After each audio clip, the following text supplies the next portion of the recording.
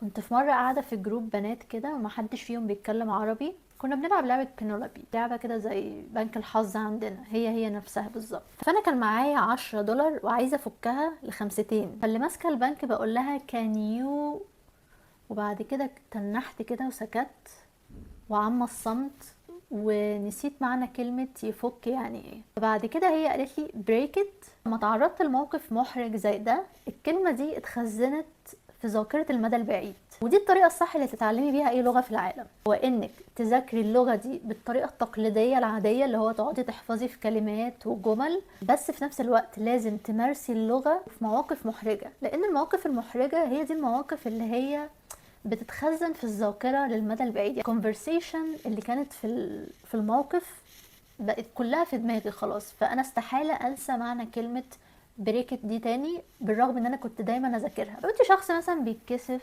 او مفيش اجانب في مصر كتير، انا من الناس اللي كنت ببراكتس اللغه بالاي اي. الابلكيشنز دي فايدتها انها هتمرن عقلك على سرعه الرد. فكرتها ان هو الاي اي بيفتح معاكي موضوع وانتي تردي بالميكروفون كده، لغايه بقى لما تنزلي ارض الواقع كده وتتعاملي مع بني ادمين بيتكلموا معاكي بالانجلش، هتلاقي نفسك بتردي تلقائي كده من غير ما عقلك يعمل بروسيسنج للكلمات اللي انتي هتقوليها.